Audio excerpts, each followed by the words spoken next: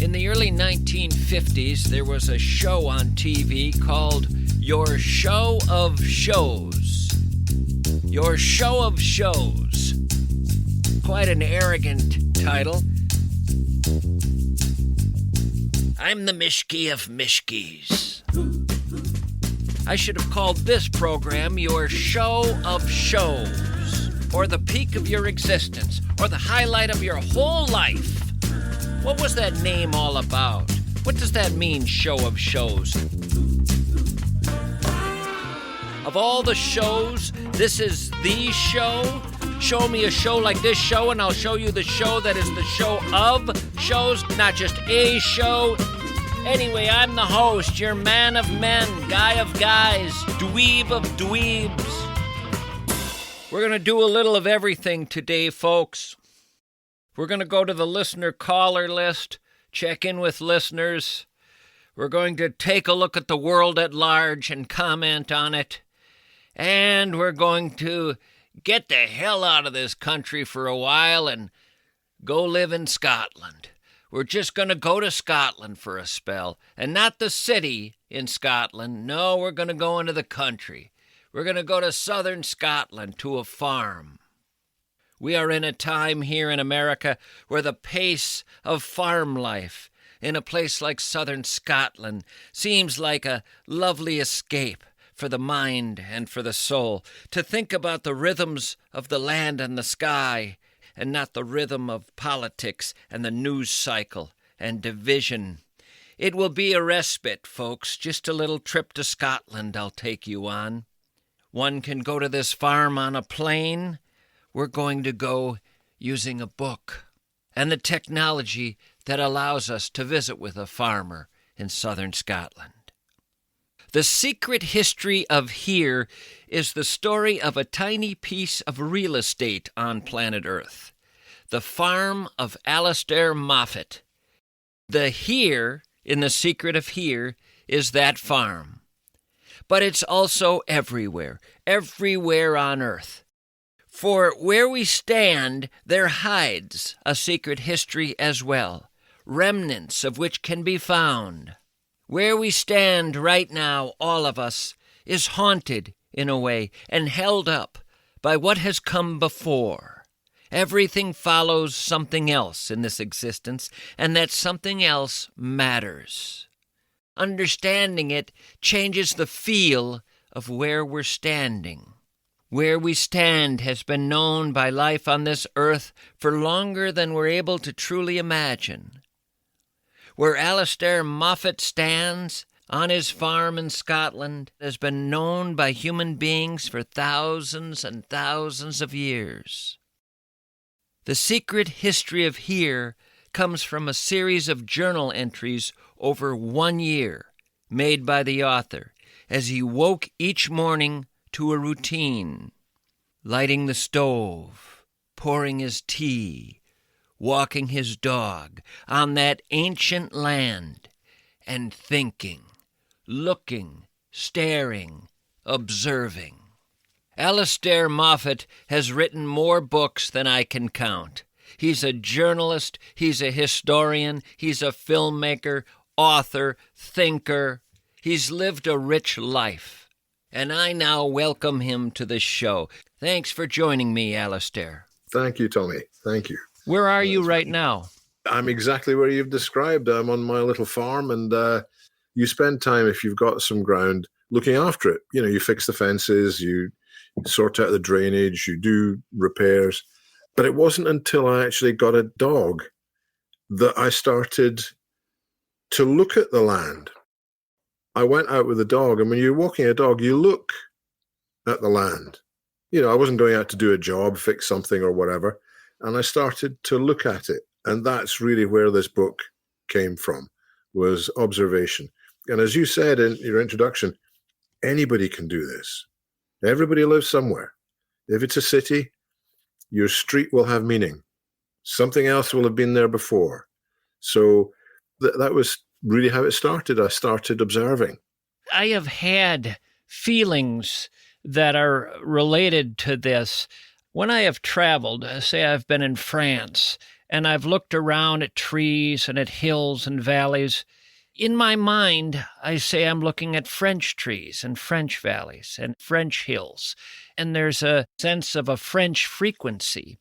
And I was years ago walking in my neighborhood, and I all of a sudden had the powerful sense that the frequency around me, the vibe of these trees and these lawns and that hill down there and that pond by that college, the vibe was, oh, this is Dakota Indian land. This is the frequency.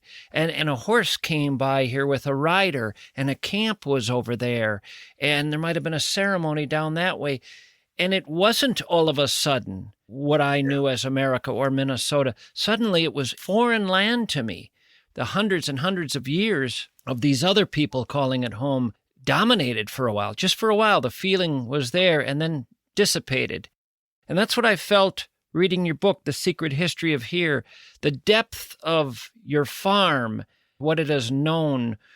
You write in your book, when my family and I first came up the long track to the ruined cottage and the land around it that would grow ultimately into our farm, we felt an intense sense that this place had atmosphere, had history, hidden beneath the tumble-down walls and the tangle of willow herb choking the garden were stories, perhaps even spirits, the ghosts of an immense past.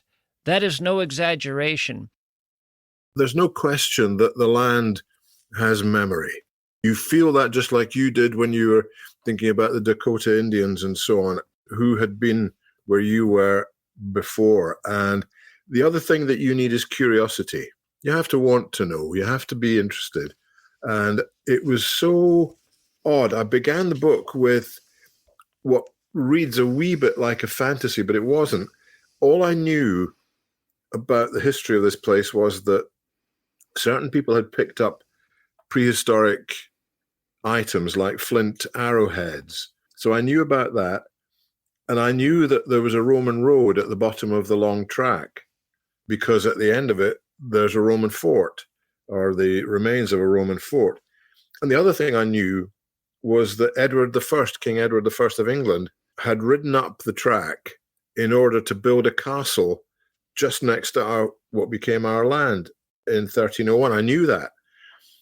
And what I imagined was a Crusader knight riding his destrier, his warhorse, his stallion, in plate armor, with his caparison billowing and so on, and the red Crusader cross on it. That was imagination. I didn't know who had come up the track with the English king in 1301. And the remarkable thing was, a metal detectorist, somebody who uses these machines to see what's under the ground, Rory found near the long track a sword pommel that had belonged to a Crusader. It had Zion engraved on it, the word for Jerusalem, for the Holy Land. And it had INRI, Jesus of Nazareth, King of the Jews, engraved on it. So there had been a Crusader. And when I began the book, I didn't know that. I just imagined it, but it turned out to be true. Now that I thought was almost spooky, Tommy. There's a lot that is spooky, or another way of putting it is almost mystical in your book. Yeah. Tying into what you just said, you write, history should not be thought of as a row of books in a library. History is us. It is what made us, the only reliable means of understanding the present or making any sense of the future. And all that's needed to make it come alive is curiosity. And in your case, a pair of stout waterproof boots. This book, The Secret History of Here, is a series of journal entries over a year. Day after day after day, you get up in the morning and take this walk with your dog. And the land comes alive. It comes alive in the moment. It comes alive historically. It comes alive with Rory. My God, this guy Rory who pops up in your book time and time again, the guy with the metal detector. what the hell kind of luck is that? I mean, if this is just 1 year of your life in this book, what else has he found? Because he's repeatedly finding the most extraordinary things. Does the Scottish Museum know about him? He should be just funneling his finds to them. We do. They do get them. But you're absolutely right. I mean, Rory, when I met Rory and I told him what I was doing, what I knew about the farm, the prehistoric stuff, the Roman stuff, and the Edward I of England, he didn't know any of that. And so in a way, it guided where he looked with his metal detector. And what was staggering to me was not just what he found, which was extraordinary in itself. I mean, I've got on my desk, Scottish silver pennies from the 13th century. I've got a flint arrowhead, beautiful leaf-shaped arrowhead. I've got a mace head, which should knock you out, and many other things. There is, as you said, a mystical, I called it spooky, a mystical element. And it's the sense of genius loci, the spirit of place. And I call this farm, a place of spirits, because you begin to look over your shoulder and see them behind you, sometimes a long, long way behind you. There is something that happens, I think, and maybe you can speak to this. When you've lived a long life, you've traveled, you've seen some things, you've been around, and you're in a place like where you are or where any of us might be, and you start to go more inward, not only within yourself, but sort of in terms of where you are, and find the richness that is right there that maybe you haven't gone digging for in the past. Maybe there's been more of a surface attention to what's around you. What I so often find is you can just keep going deeper into any world you're in. And when you get up every day, you talk about this routine in your book. Yeah. And you really say that the first hour every day is the same all year round. That first hour never changes. There's this routine. You even at one point almost seem to worry a little bit about your routine. You run into someone, ask him how it's going, and he says, oh, same old, and it's kind of depressing to you. And you sort of look at yourself and say, well, what am I doing every day? Well, I'm getting up every day, and I'm taking this dog out, and I'm getting the fire lit. It's the same routine every day. I'm making my tea, then I'm going on this walk.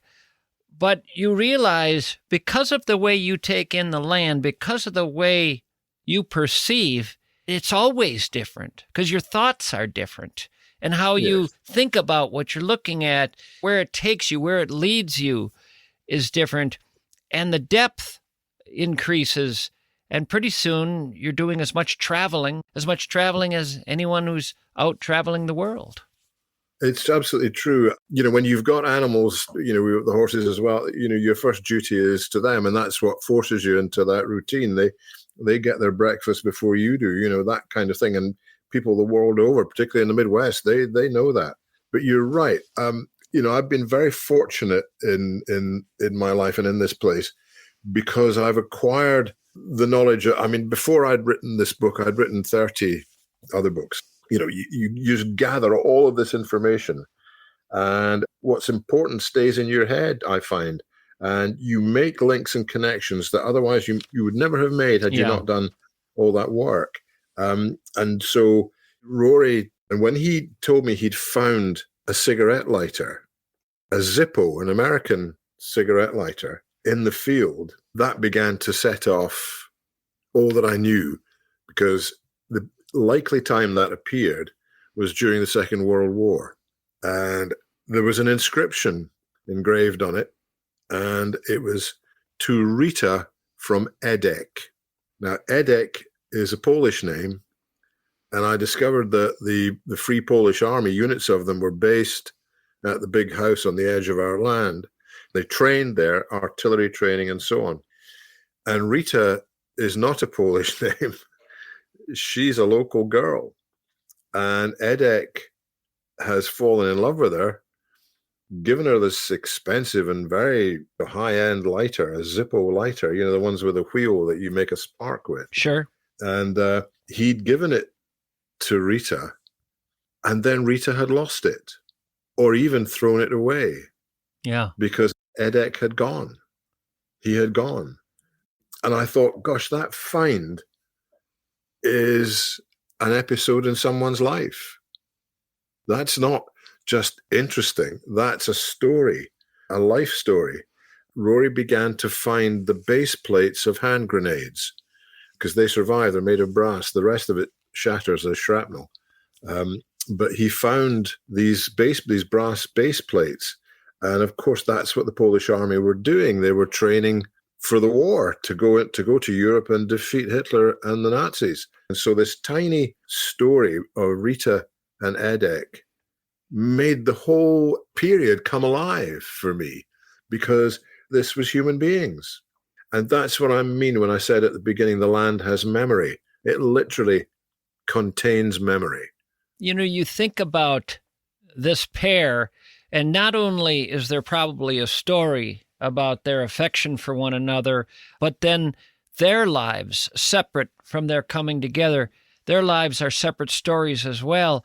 Involved, fascinating, wildly divergent tangents going in different directions. Each of them could sit down. I could have probably interviewed both of them for 3 hours each, heard about an extraordinary existence. And that's just a pair of the thousands and thousands and thousands who have moved past your land. Some of them Roman soldiers, decked out in their finest, taking on some scrubby Scotsmen who didn't want them taken over. The Rory thing, I found myself laughing reading about him because he kept popping up, finding these things that of course, I just wanted to go buy a metal detector, but I found myself thinking, wait a minute, how can this stuff be so close to the surface? The Zippo lighter was really near the surface, I think, only 3 or 4 inches. The other thing about finding things in the ground, this book has a lot of that, as you said.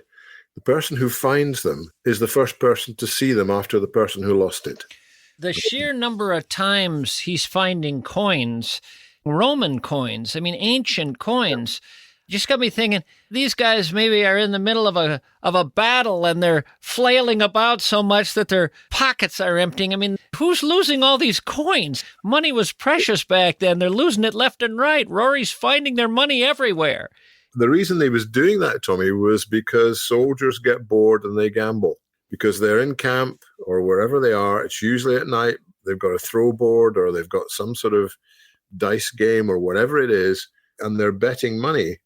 And in the darkness, people drop money and they can't find it, and somebody stands on it and it's into the mud. And Roman soldiers and medieval soldiers, they all gambled. They all did it. One of the things that I was able to discover from the Exchequer rolls, as they're called, the English medieval records, was that soldiers were paid at Selkirk Castle, about a mile from where I'm sitting, and they were paid tens of thousands of silver pennies. There was a great deal of coin around. The coins are all about transactions. They're all about people on the land doing things, being paid, gambling, losing things. That's not just true of here. It's true of everywhere. You look at the things that have been lost, dropped, things that are thought to be rubbish, obsolete, or whatever, and the past comes alive. I think it's possible, as you said at the beginning, for everybody to have a secret history of here. Everybody can have that. You mentioned earlier the darkness, soldiers gambling in the dark nights, and you write in your book about the darkness that would have been there years ago before electricity.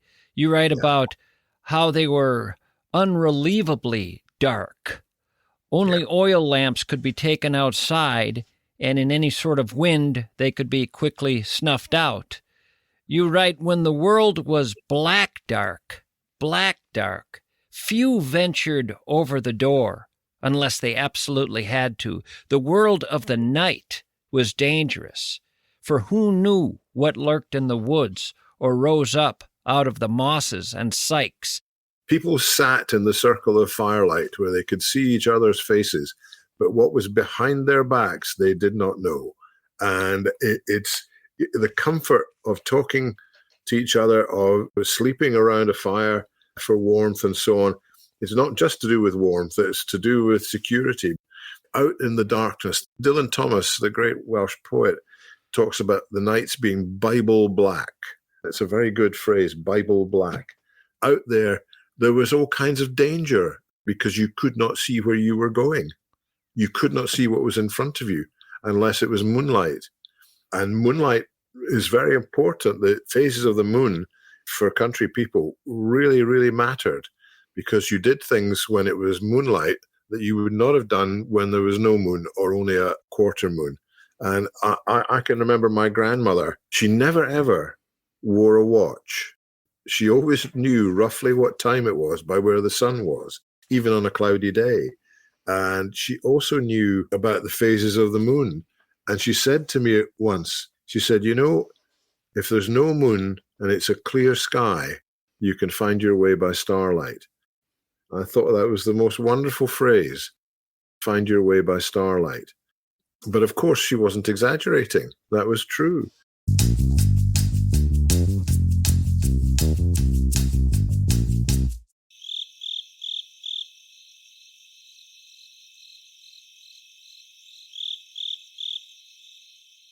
There was a storm coming. It looked ominous. Darlene Hendrickson was scared. She had just moved to Kansas from Phoenix, Arizona, and she was worried about tornadoes. The storm looked like it could produce a whole team of them. But then the storm passed. Darlene was pissed. She wanted to sue God for inflicting emotional distress. She called her attorneys and was told God is not beholden to any court's decision. Darlene could not believe it. The entity capable of injuring more people in a personal way than anything else on earth can't be sued for a personal injury? Did Satan make this planet?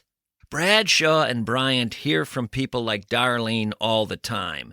It's depressing. That's why they will be so happy when you call with your personal injury case. Your case will be legit. Your case they'll understand. It'll call upon their empathy. They'll be able to help you. They'll get you the compensation to make you whole again. Darlene, she couldn't even be helped by psychiatrists. And she was eventually swept up in an F5 a month later, and while she wasn't deposited back in Phoenix, she was thrown out of Kansas. Learn more at MinnesotaPersonalInjury.com. Now, I want to read you an email I received. MISCHKE, the first thing I have to say about riding an e-bike is that it really does feel weirdly like magic. You pedal the same way you've been pedaling bikes since you were a kid, but the bike just sails forward, as if a giant hand is pushing you from behind.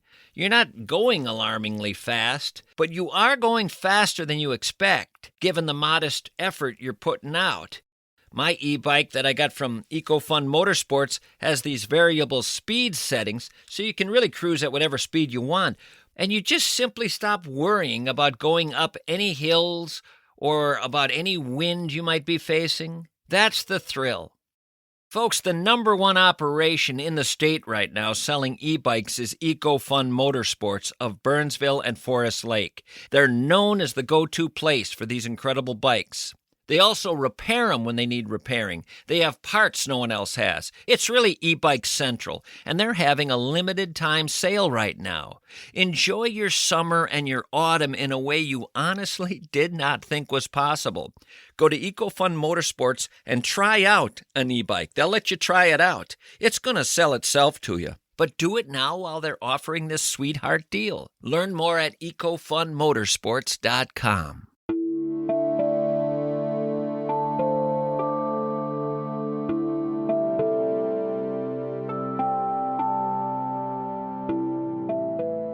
You write in your book, The Secret History of Here, old time was reckoned differently.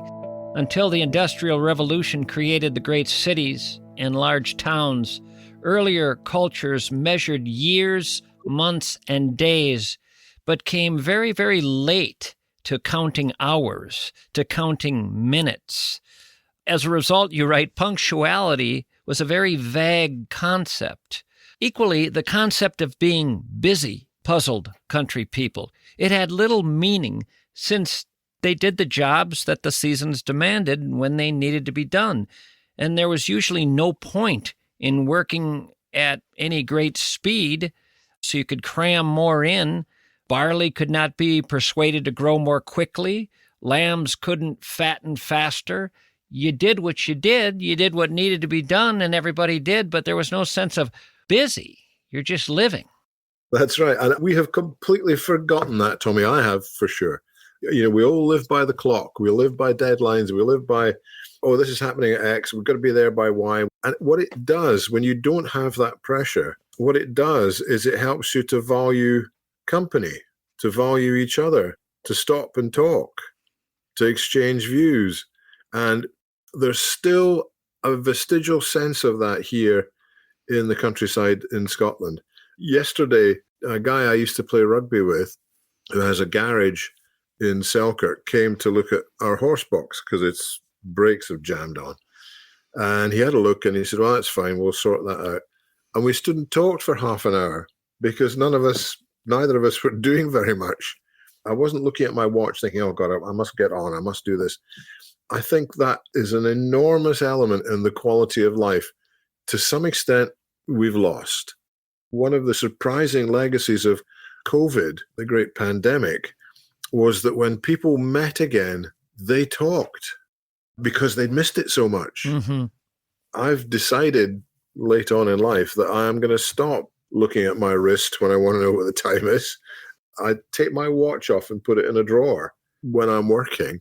And if I see someone, I'll go and talk to him. That's community, Tommy. One of the things that we've absolutely lost, because we go to supermarkets with our cars, very often the only person we talk to in that whole operation is the person on the checkout. And we get back in the car and go home. That used not to happen at all. People went shopping every day because they didn't have a refrigerator, they didn't have a car, they could only shop for what they could carry. And so it meant they had to go shopping 3 or 4 times a week. If you bought some meat or some fish or whatever, you had to eat it that day or the day after at best. And that meant you went out and you saw your neighbors, you saw people and you talked to them. And we've lost that. There's lots of texting and there's lots of, emailing and lots of, Facebook, but that's not like talking to people, Tommy. That's not like talking to people at all. But of course, all of that is partly something I was trying to recreate in this book, was trying to remember how people interacted and how the cycle of life in the countryside and in the towns meant people were talking, meant that there was a community. When you would write about something as simple as wood, and I believe each morning or many mornings, part of getting up, part of your routine was getting a fire going in the stove. Is that right? Yeah, that's right. That was part of the rhythm of the day, was getting the fire going, take the bite out of the air, heat the place up.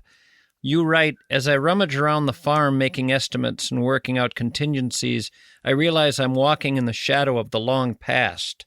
Beside the banks of Heartwood Loch many thousands of years ago, the overwintering hunter-gatherer bands made similar calculations as they built up log piles by their shelter, having dragged fallen trees and broken limbs from the wildwood on the slopes of the valley.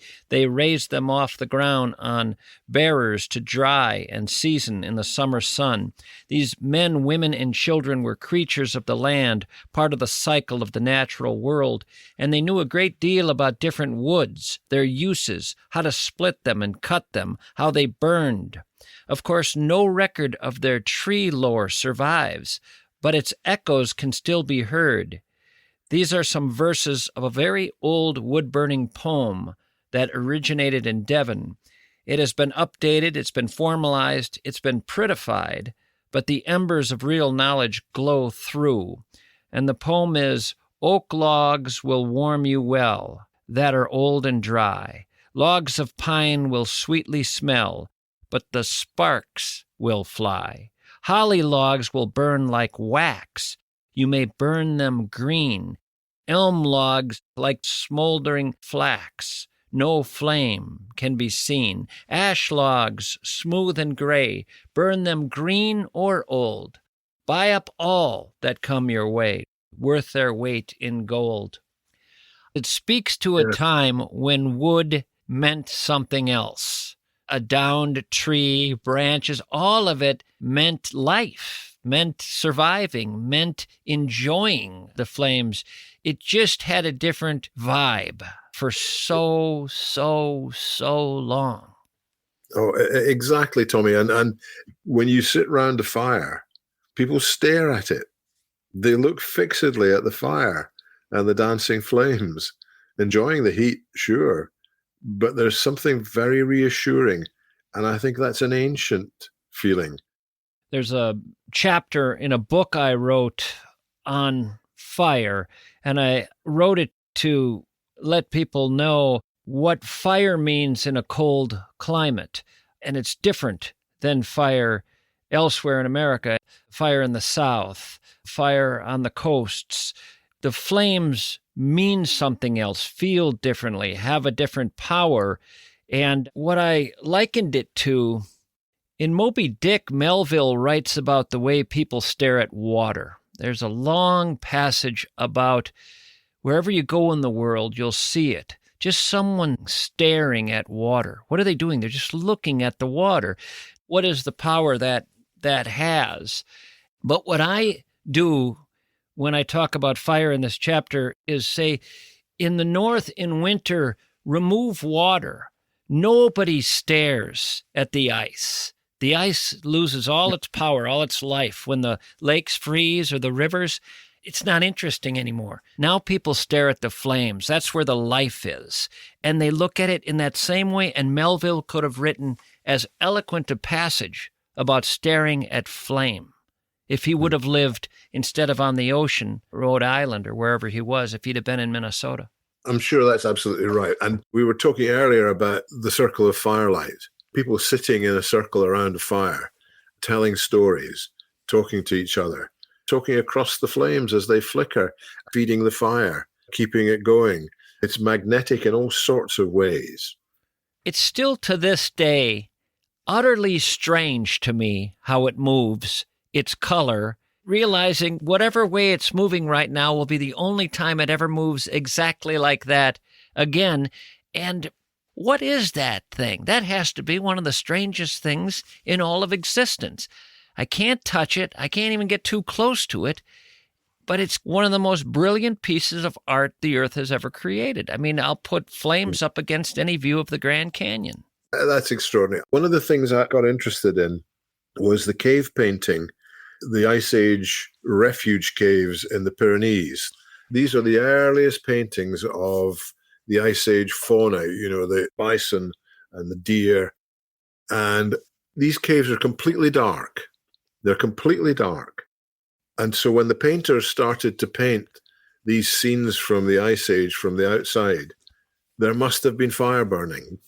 Couldn't see what they were doing otherwise.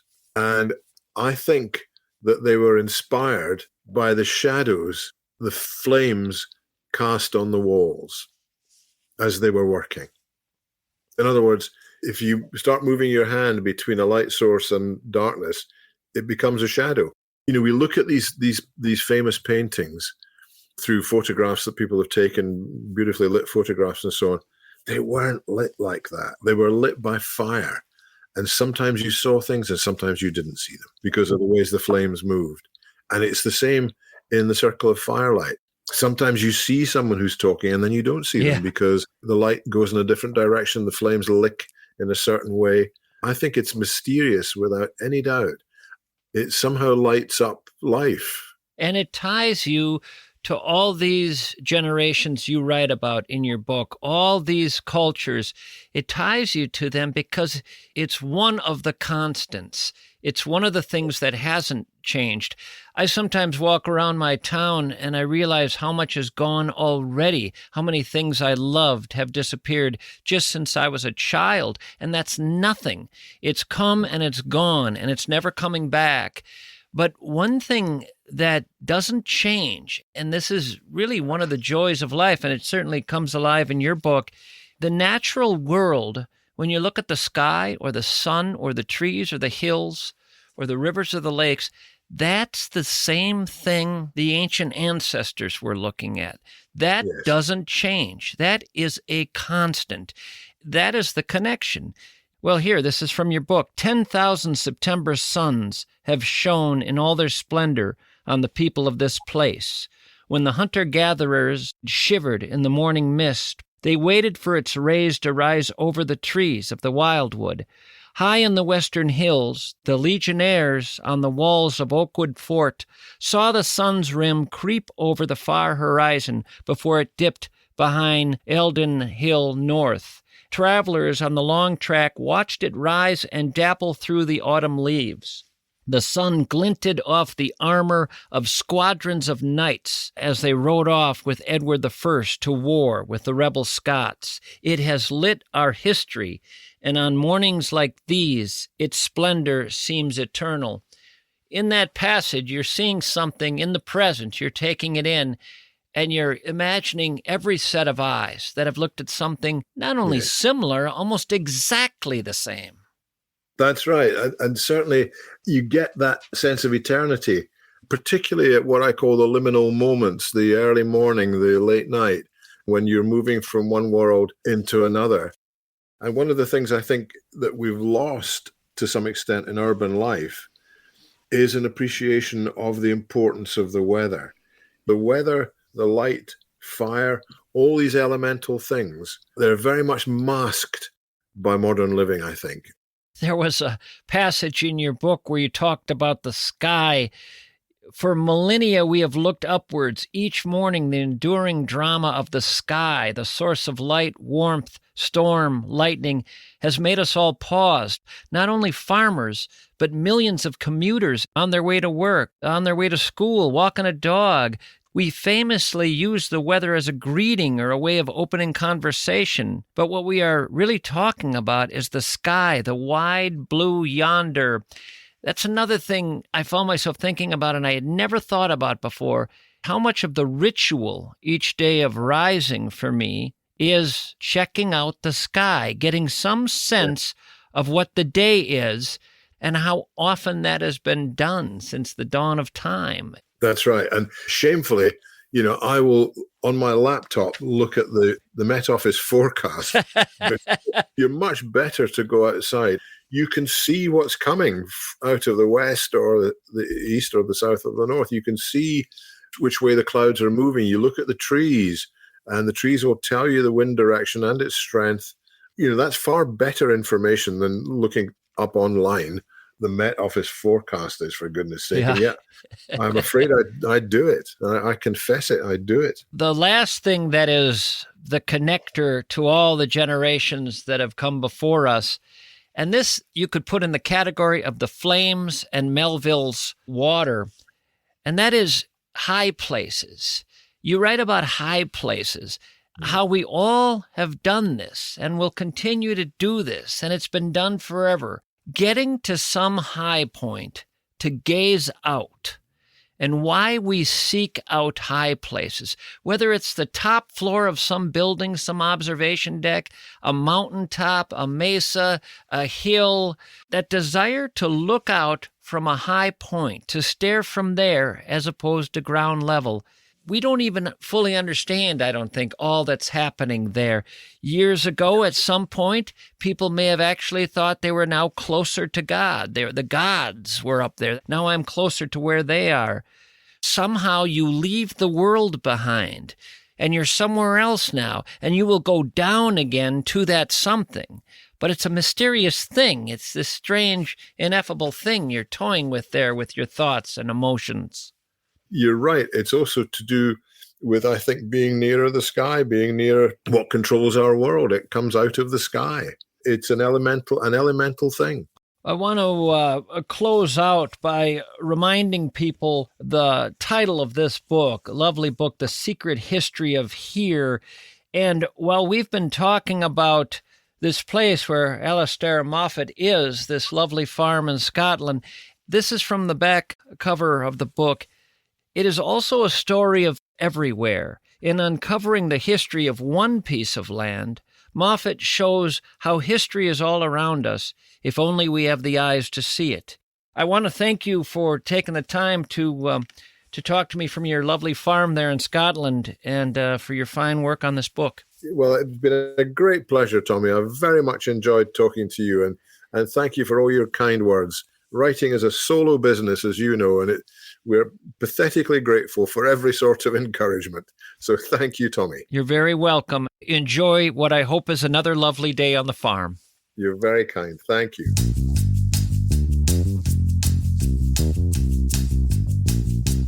Imagine a world where your industrial pressure washer is a living, breathing creature. Majestic, it's glorious. But then, bam, it suddenly dies. No warning, just stops breathing. Your entire work operation plummets like a reality star at a career crossroads. But then, wait, who's that there? Here comes American Pressure and their service trucks. Never panic. American Pressure isn't some cartoon hero that shows up at the last minute with a fancy cape. They're like the mad scientists of pressure washers, the wizards who can look at your machine, rub their hands together, and poof, it's alive! They've got the secret potion that wakes up the dead pressure washers. They have the magic juice to get your machine roaring back to life better than it was before. Parts? Sure, they've got 'em. Brand new replacement pressure washers? Heck yeah, that's their bread and butter. Learn more at AmericanPressure.com. This is the family story that I could attach to 100 different family names because it's such a common experience with so many families. Our family placed our mother in memory care at a facility near our house so we could visit a lot. Yes, it was convenient for us, but it turned out to be lousy for my mother. The facility tried, but they didn't understand the unique challenges of memory care. The way you have to understand the different stages, the way people can change, and how they have to be handled and understood.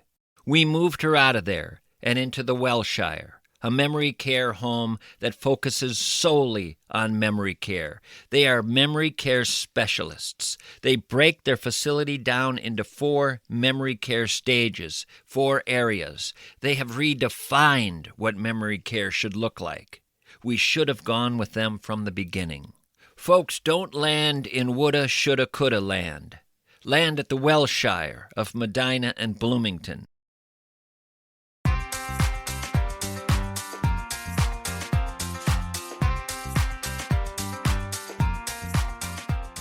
Well, it's been quite a week of celebrity death. Oh, wow. We have to say goodbye to 3 well-known folks. Goodbye. Goodbye. Goodbye. See ya. Goodbye. Goodbye. Bye-bye. Goodbye. So long. Enjoy your travels. Yeah, Chuck Mangione, Hulk Hogan, and Ozzy Osbourne arriving at the pearly gates all at the same time, chatting with St. Peter right now. Chuck Mangione, Hulk Hogan, and Ozzy Osbourne, together like they never have been before. One night only. Get your tickets today. Now, there they are with St. Pete, and Pete is freaking out. He really doesn't know how to talk to guys like this. Ozzy is just too out there for him. Hulk is a human cartoon character. And Chuck Mangione, he offers the kind of music that Pete assumes they offer in hell. What's he going to do with these guys? Well, he puts them in purgatory for now and goes to talk to God about it. He's not sure what's going on here. You guys know about purgatory, right? The Catholics came up with that, just out of the blue. They called an audible there. Several hundred years ago, they decided there was a purgatory, a place in between heaven and hell. Seemed reasonable to them, made a certain kind of sense. God didn't tell them it was there. They were winging it. I guess it's like a holding cell, purgatory. When I was a kid, my mother used to make us gather round and pray to get the poor souls out of purgatory, up into heaven. You could apparently get out of there and into heaven eventually. The prayers helped. I'd say to my brothers and sisters, now when I'm there, you guys make sure to pray to get me out, and if you die first, I'll pray to get you out. All right, we got a deal? Well, shake on it. Shake on it. Jerry, you're crossing your fingers. I see it there. You're not going to pray for me, are you? It's like a holding cell. You get 3 meals and a cot, but it sure isn't heaven. Pete's going to go talk to God about what to do with these 3 guys. Pete says to God, I mean, come on, one guy bit a bat, shot 17 of his cats, was arrested for attempted murder of his wife. Just to be fair, she never pressed charges, but still, another one pretended to wrestle people his entire life. Pretended to wrestle people and actually charged them to watch that. And the last guy redefined elevator music in a way that made all of America feel like a hotel lobby. All 3 of them want in, God. All of them want in. Got them all in purgatory presently with Wink Martindale. God says, Wink Martindale, the game show host? You still have him there? Yeah, Pete says. I don't know, he creeps me out. Doesn't he creep you out? Ozzy has already bit him, by the way. Hulk didn't like that. He body-slammed Ozzy. Chuck wrote a song about the whole thing. I think he called it, I'm in a Barry Manilow state of mind. It is getting weird down there, God. I don't know that we should make a move quite yet without really thinking about this. I don't think they've actually done anything to deserve hell, but it's a conundrum. God tells Pete, toss the boys some cards, some poker chips, maybe crackers and cheese dip, and let 'em stew for a spell. We'll mull this over a little longer. Pete's cool with that. He heads on back to the pearly gates. And there he finds Connie Francis waiting. What the? She died as well? One of the top charting female singers of the 50s and 60s? Goodbye. Goodbye. See ya. Goodbye. Goodbye. Bye-bye. Goodbye. So long. Pete takes a look at her ledger, notices she got married one time and then divorced a few months later. And then she got married again, and she divorced that guy just a few months later. And let's see, then she got married a 3rd time and got divorced a few months later, only to get married again and divorced. Connie, Pete says, we think a little downtime is in order for you. Just some time to get yourself sort of, purified. So you don't mind hanging with those 4 guys for a spell, do you? Well, Connie learns Chuck Mangione is one of the guys, and she says, no way, put me in hell. So she goes down to hell, and right away sees a football coming her way. She's able to catch it, and she looks through the thick black smoke, and there's OJ. He's saying, want to be on my team? We're playing the Manson family this afternoon. Connie dumps the football, turns around, heads right back upstairs, takes a seat next to Wink Martindale. Slap some cheese on a cracker, boys, and deal 'em. I'm in. There you go, Connie.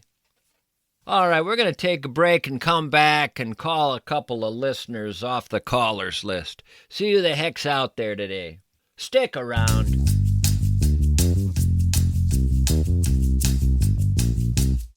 Are you sitting in front of your retirement plan right now?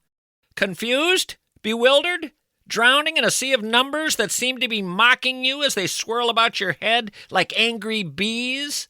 Well, good news. Josh Arnold has been helping people like you for over 40 years. Josh Arnold will sit you down, offer you a free, yes, free, consultation that lasts 48 minutes, because, of course, we can't have it lasting longer. Your brain would explode from financial enlightenment. You don't need some strange smoke-filled ritual involving sacred scrolls and chanting. You just need Josh. And maybe, just maybe, you'll leave Josh with your future less of a horrific bed-sweating nightmare and more of a well-organized modern closet.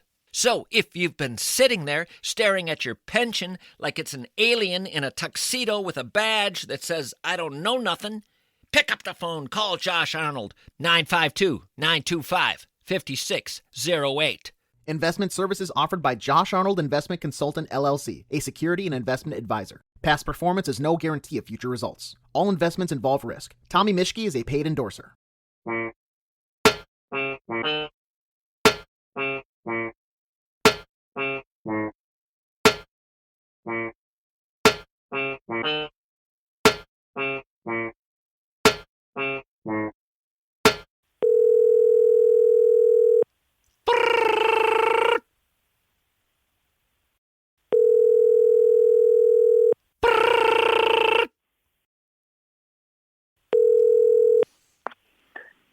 Jimbo, MISCHKE here. Tommy, how you doing? I'm swell. How about you? If I were any better, there'd have to be two of me. Good to get that out of the way. Now let's get to the meat of the call. You're one of the few people who, when you originally contacted me to be on the listener directory list, the listener caller list, you were one of the few people that said, I'm into beer and theology. That's a hell of a combination. Not a bad combination. Generally, when I hear alcohol and theology, I assume Catholic. And that assumption is spot on. And you think about theology as a function of faith-seeking understanding, you're going to have some gaps in there, and alcohol can help fill some of those gaps. I like to think of beer as a poor man's mystical experience. It enhances that opportunity. I 100% agree. I tried to get Summit to put that on their billboards. Summit Brewing.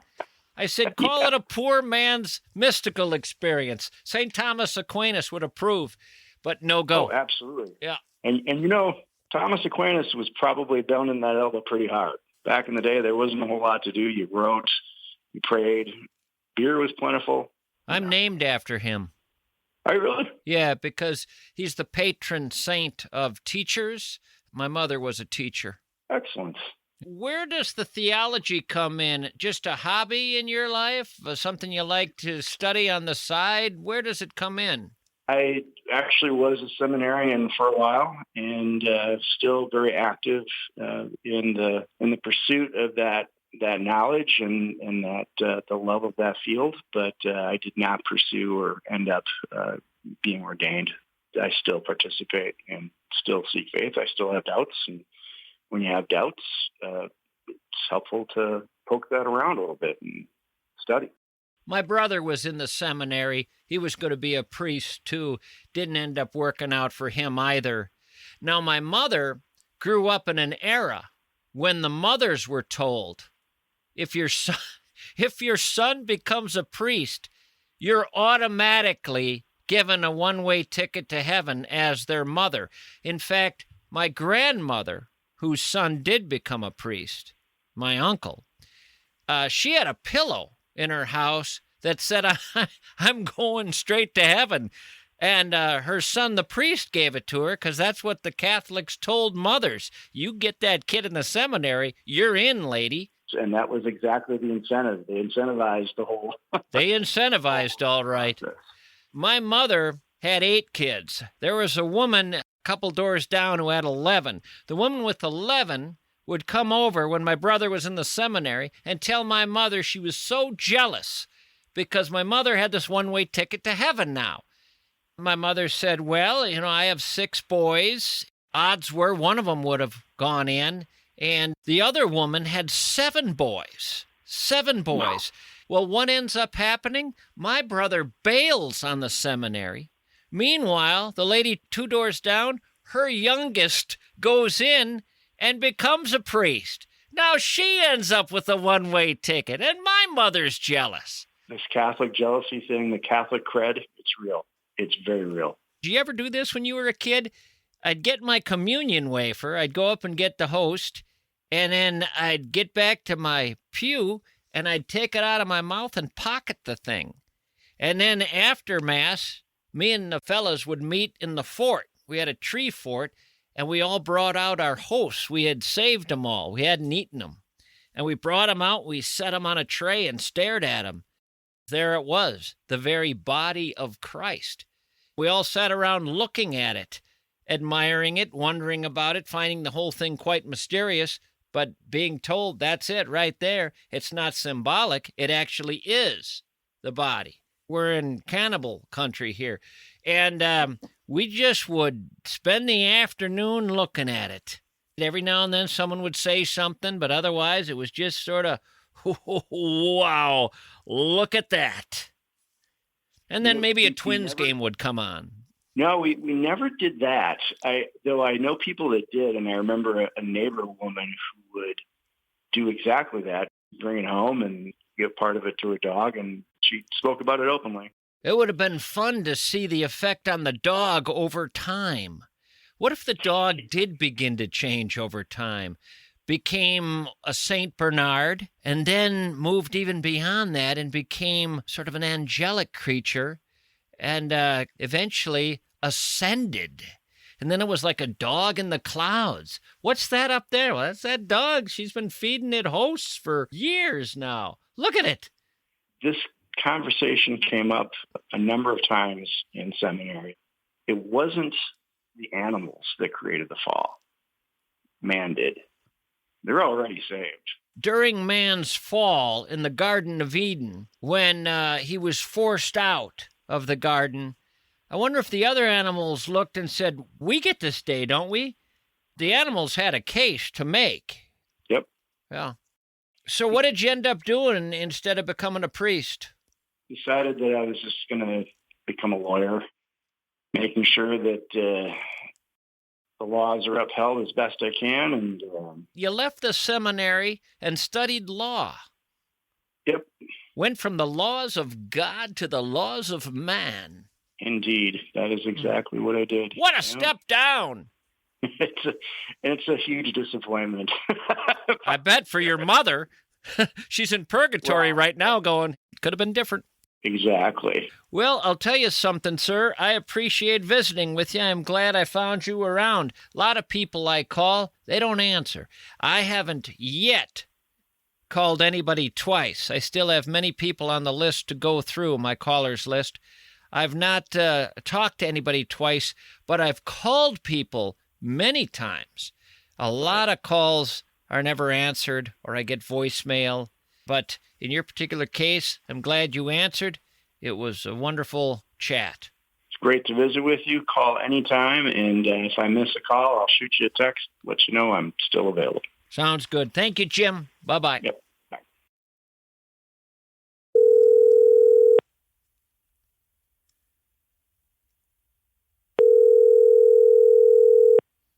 Hello, Hiya, Tubby. MISCHKE. How are you? Well, I'm eating, but how you doing? You're eating right now. Yeah. What are the odds of a guy named Tubby being caught eating? Am I on a speakerphone? No. This is the worst connection I've ever heard in my entire life. I hear nothing but the sound of the ocean in the background. How about now? Much better. Tubby, where do you get that nickname? It's after a cat I had that put on some pounds. And people said it reminds me of you now? That's what I'm hearing. Huh. Tubby, what have you done with your life? I know nothing about you. I'm going to Stillwater tomorrow to go on a cruise. It's 80s themed, and I'm going as a rapper, and all I need is a chain to put around my neck. It's an 80s themed cruise, and you're going as a rapper? Yes. Which rapper are you going as? Kind of a mix. Here's somebody you could go as. I interviewed him one time, went out to Savannah, Georgia, and found him. Duke Booty. You know what's crazy about it? I was sitting in his living room, and I'm talking to him, and he's telling me about this song that he wrote years ago. And I get back home to the Twin Cities, and I look up the song, and it's the #1 song of all time on Rolling Stone's list of the greatest hip-hop songs. It's #1. This guy wrote and delivered, wrote and sang the #1 hip-hop song ever. Rolling Stone had it at #1. What song? The Message. Oh. This guy wrote it and sang it. Duke Booty. You know where he got his name? Where? He liked the rear end of women. They credited Grandmaster Flash, the band, with that song because they needed to credit some band. The record company didn't know this Duke Booty from Adam. He was just some guy. And they loved the song. And you know, a lot of people believe Grandmaster Flash got in the Rock and Roll Hall of Fame off that song alone, and Grandmaster Flash didn't even deliver that song.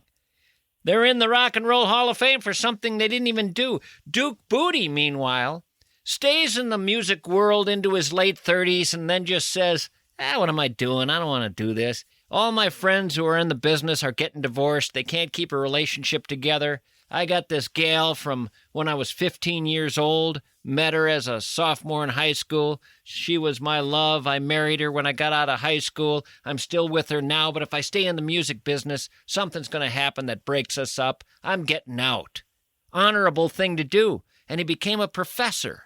Lived for years in Savannah, Georgia. Wonderful man. Boy! Come again? Boy! Are you drinking, Tubby? No, it's my Flavor Flav impression. Oh, okay, gotcha. Apparently, up until The Message, most of hip-hop, most of rap was to the hip, to the hop, to the hippity-hop of the hippity-hop, to the hip-hip-hop, wanna party, hip-hop, hippy-hippy-hop-hop. But what Duke did was, he said, real stuff's going on out there, man. I mean, there's real stuff to talk about. He used to tell guys, these hip-hop guys better watch out when I write something because they ain't talking about nothing. And when I write, I'm going to talk about stuff. And he put his money where his mouth was. I mean, he delivered this song. And the woman at the record company, I think it was Sugar Hill, the woman at the record company tried like hell to find someone else to do the song. But she couldn't find anyone who sounded as good as Duke Booty's demo tape.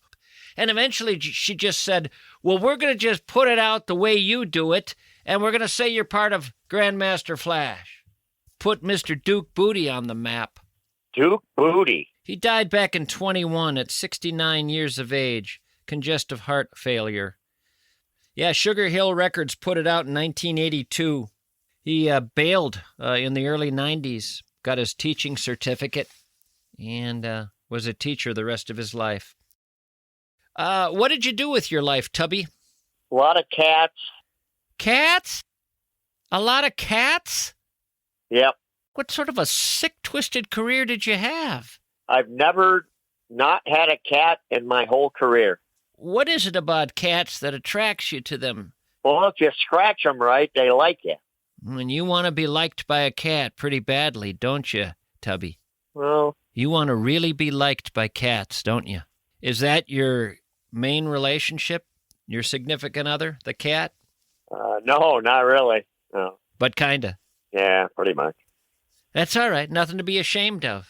Do you have a cat? Nope. We did at one point because the little guys, who are now grown and gone, when they were little guys, they wanted a cat. And I found a couple of them one day. They were brothers. Didn't want to separate the brothers, so I got both of them. And I dressed up as Santa, and one Christmas morning delivered a couple of kitties to the boys. And I learned that in our family, it's not good to have cats. We're not cat people. We're not good at caring for cats. And I'm going to now tell you something that's disturbing. The first cat died when I grabbed some clothes that were on top of the dryer and a little bit damp.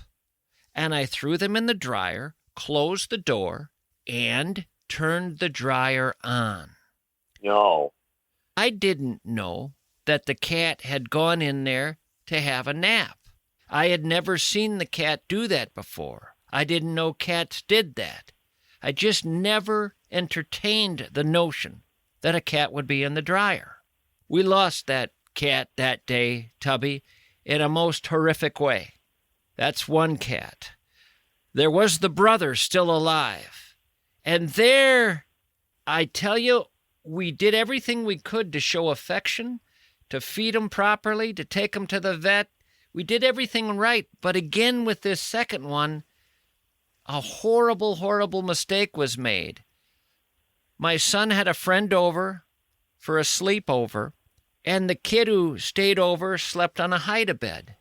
In the morning, my wife folded up the hide-a-bed, not knowing the cat was under one of the blankets. And we lost cat number 2. And after that, I made the decision, after a long look in the mirror, and I asked my wife to stop over and look in the mirror with me, we decided we're not supposed to have cats. I'm sorry to have to tell you those stories. you're not meant for cats, and I happen to be meant for cats.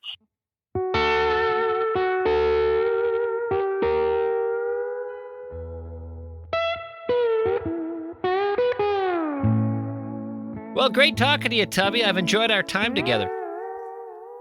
Thanks a lot, Mishke. All right, you be well. Enjoy your cruise. Thanks, you too. Bye-bye. My cruise home? I will. It's time to cruise home. Thanks for listening, everyone. I'll talk to you again next time.